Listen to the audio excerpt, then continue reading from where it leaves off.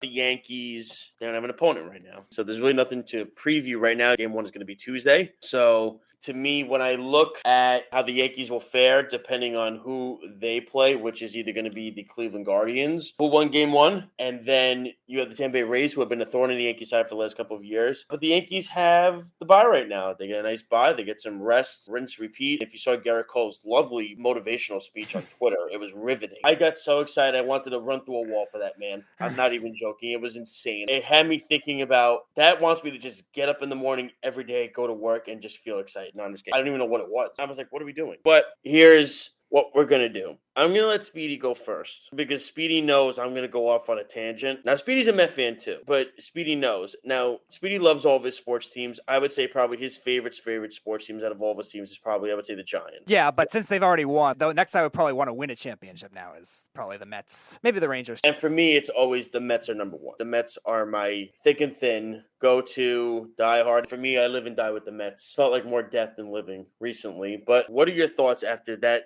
debacle of a Game 1 that we saw? Well, it definitely looked like Max Scherzer was a little too reliant on his slider when he wasn't using the other pitches as much. I know his cutter has been a big one for him this year, and really he did not have that. He kept overusing his slider as a result. On the first home run to Josh Bell, I didn't like that he threw back-to-back pitches the same location. As good of a pitcher as Max Scherzer is, I've always been just a guy that's always nitpicked sequencing. Confusing guys. Yes, your stuff is overpowering. That doesn't mean you have to try to be predictable. Josh Bell's a good hitter. He can track that kind of thing. He ended up hitting a home run. Then Trent Grisham hits a home run too. Then the Profar too. The 3-run homer just stayed fair. That wasn't the worst pitch, but it definitely was not good either, and definitely was not ideal for what Max Scherzer was. The Mets offense, they had some good hard contact in that first inning, but still really not much to show for it beyond that off of Yu Darvish, who's been kind of up and down in the playoffs in the past. He had some good stretches with the Dodgers, but he also had the bomb in the World Series for the Dodgers. Then he had a good stretch with the Cubs the one year they made the postseason, but it's kind of up and down for the most part, and the Mets really could not take advantage of it.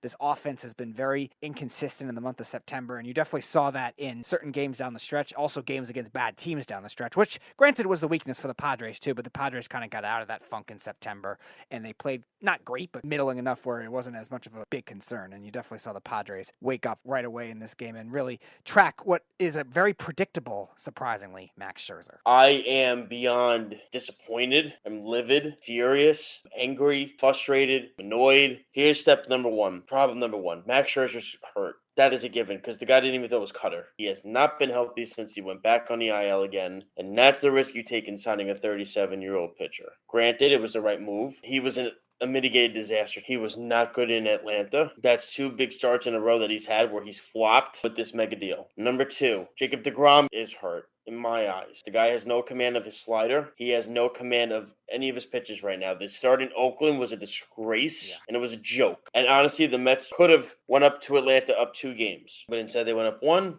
and that loss killed them. Number 3, whether they won the division or they got the wild card, which they did, even if they won the division and they had to play either it would have been the Phillies or the Cardinals, if Max Scherzer and Jacob deGrom are not healthy, this team is not winning a thing. And now I'm going to the game, and what's even more frustrating is when they're down 7-0, they decide to string hits together. When they had runners in third with 1 out in the first, Alonso struck out, Vogelback popped up because Vogelback doesn't take the bat off his shoulder. The second inning, where they have a runner on third, 1 out, Escobar strikes out, Nito flies out. And that's when you knew where this game was going to go. Once Grisham hit the home run, I said it's done. I mean, why even bother? Trevor May came in here no problem and did 2 innings, 2 scoreless innings. This team, down the stretch, has looked feeble, defeated, streaky, inconsistent. And if this team does not get even past the wild card round at 101 wins, it is an epic failure for this baseball season. It is a failure. And this is what happens when teams don't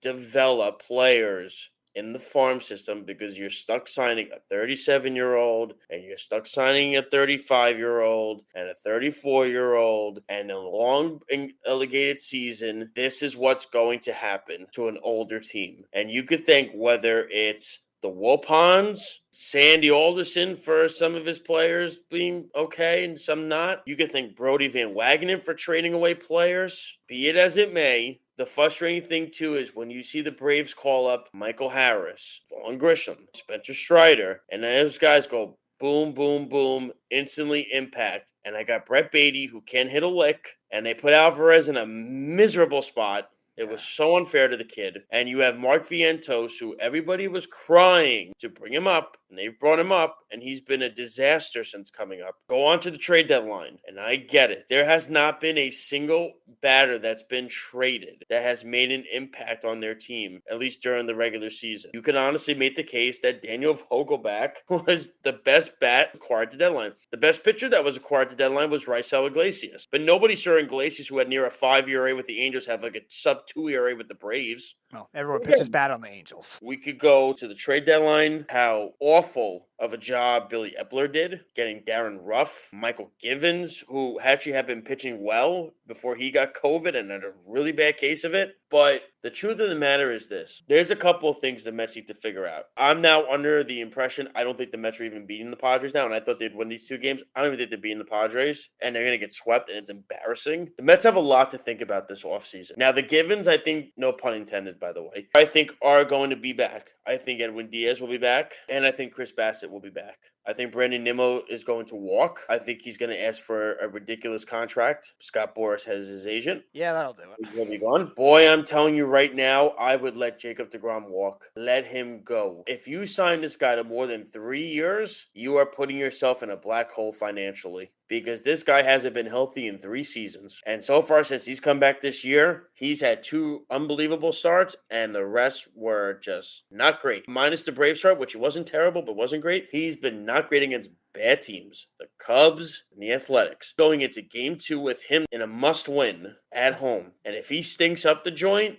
you can say goodbye to deGrom because he will not be back with this franchise. What do the Mets do in the offseason to fix things? They don't have any arms coming up in the farm system anytime soon. They drafted Blade Tillwell, who's good. They have Calvin Ziegler. He's good. Matt Allen hasn't pitched in 3 years. So the problem with that is you're going to have to go the free agent or the trade route again. You could go Carlos Rodon, who would be really nice. You could substitute deGrom and bring in Verlander, but Verlander's been hurt in the last year or so. Want to go that route? Right, same risk. This team needs a bopper in the lineup. They need a power bat in the lineup because Alonso, to me, is inconsistent. And I'm so tired of people telling me, oh, I think maybe the Mets should sign this guy and trade Alonso. Listen, the Mets are not trading Pete Alonso. You need to get off that. They're going to add to that. Now, I would like it if my shortstop and my first baseman weren't so inconsistent at times. That would be nice. Are the Mets going to go after Aaron Judge? They will have interest in Aaron Judge. I think they'll be in the market for Aaron Judge. I think Judge is going to the Giants. I don't think he's coming back to the Yankees. There's a certain guy that I think can be had, and it's going to be sounding crazy.